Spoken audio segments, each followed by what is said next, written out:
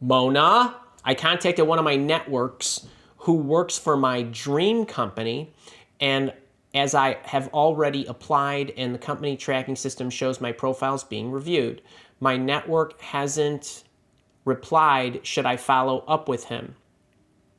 Okay, I contacted one of my networks who works at my dream company. You did apply. I'm not straightforward here. If your network hasn't replied, should you follow up? Yes. One thing I want to take this into a little bit of a broader perspective. Here's a huge mistake. And Mona, I'm not saying you made this. I'm saying a lot of people make this mistake. Y'all ain't getting the mileage you need to out of the referrals for two big reasons, okay? Two big reasons, two huge networking mistakes you're making. And I'm talking specifically about referrals. I'm not talking about I'm trying to network and I'm emailing Andy who I do not know and I'm asking him if we could go and have a cup of coffee. I'm talking about I'm emailing Andy who's emailing Tony because I want to get a job with Tony or something like that. So let me tell you what a lot of you do. You send me an email and you say, Andy, can you introduce me to Tony? There's a position over at such and such, or I would like to work with him because he's so-and-so, or he runs the unit that I would be perfect for, or whatever, okay? Then you say, Andy, would you send this on to him? And I say, Mona, I'm happy to do that. Send me what you want me to send him. And then I forward it and I say, hey, Tony, check out Mona. That's what a lot of people do.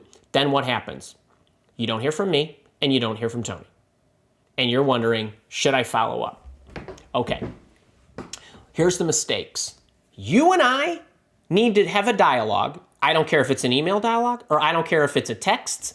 I don't care if it's voicemails. I don't care if it's live. I don't care if it's Zoom cocktail hour or whatever. We have got to agree. I'm going to ask you, Andy, for a referral. Here is what I need you to say. Okay? You need to tell Tony that I'm the bomb. I'm the best.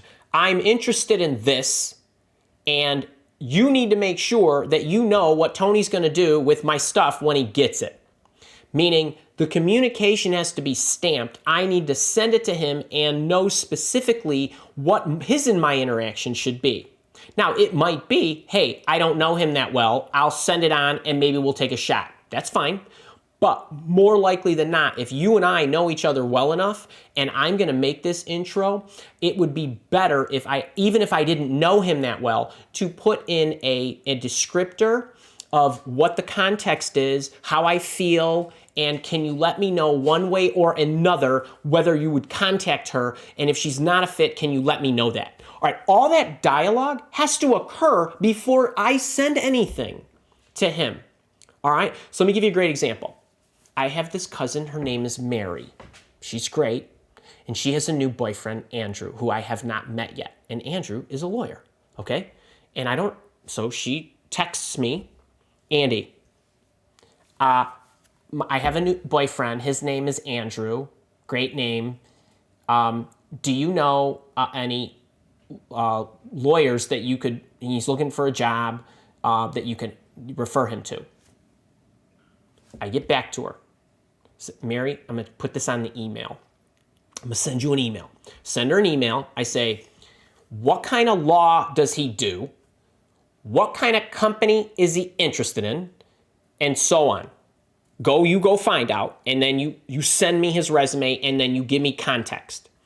Gives me the context. Oh, criminal defense? But he wants to be, in like the state's office or whatever. Okay, well, now that's different than my IP attorney, my family attorney, my other attorneys, and all the 18 other attorneys that I know, and all the friends that I have. Okay, so I only know one person who is in criminal defense. He does tort stuff and so on. So hold on. Now I got to make an introduction to the only person that I know who I haven't talked to in 3 years and don't even know that well. But I have his email. We played golf a couple times, kind of thing. I go back to my cousin, and now I get connected with Andrew. I said, you need to go check out this guy's company, and you need to tell me if you're interested in working for that company, or what the situation is and what your best outcome would be from a referral. He gets back to me. He says, actually, the firm's kind of small. Looks like they do mostly tort, this and that. It would be really helpful to have a dialogue with him to see if he knows anybody in blah, blah, blah, blah, blah. Now I got it all together. Now I send a message to Frank. It says, hey, Frank, hope you're doing well. Say hi to the golf gang for me. I have a cousin. She has a boyfriend. He's a lawyer. He's interested in this, blah, blah, blah. You're the only guy I know in the space. I'm having trouble hearing you. He's the only guy, you're the only guy I know in the space. I know you're really busy and you might not have time for this, but if you do, can you let me know if you can either have a call to action? Can you let me know if you can have a you got to respond back to me. Can you let me know if you're going to have, if you'd be open to talking with him or helping him out or whatever. Right? I gave him the options. Off it goes. 26 minutes later, it came back to me. Andy, have him call my office and set up an appointment. I'll be happy to talk to him. Forwarded it to the guy. That's it. Referral and everything is executed and done. That's a referral. Even though it was, I did not know the person. I was referring to a person I barely knew. Okay? Do you see the level of interaction that we had to make that connection successful? Now, he's not going to work there, but he's going to go on and get referred by that guy who I know is well connected to somebody who's going to get him closer. It's going to get warmer to where he wants to go.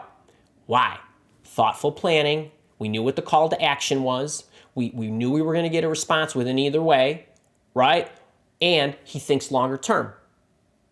The longer term you think, the more steps you're willing to go through and to take the time. Do you know how long it took me to go back and forth with them? 5 weeks, because I've been super busy. I couldn't even get back to my cousin within that amount of time.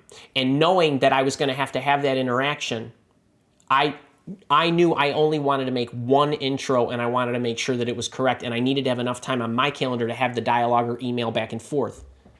That's what you need to do.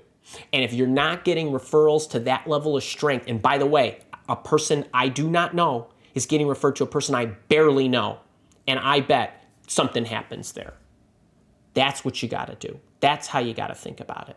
It's a huge mistake that a lot of you are making is you're like, I need a job right now. What do you mean you can't give me one? Well, hang on a second. How come he's not getting back to you? How was the referral teed up? Was there a call to action? By the way, let's take this one step further. When you email employers while you're in the interviewing process, are you giving them a call to action? Would you get back to me with? Like, are you actually being specific? So when you say, Andy, well, when should I follow up with them? Well, first off, did you even give them a call to action to get back to you?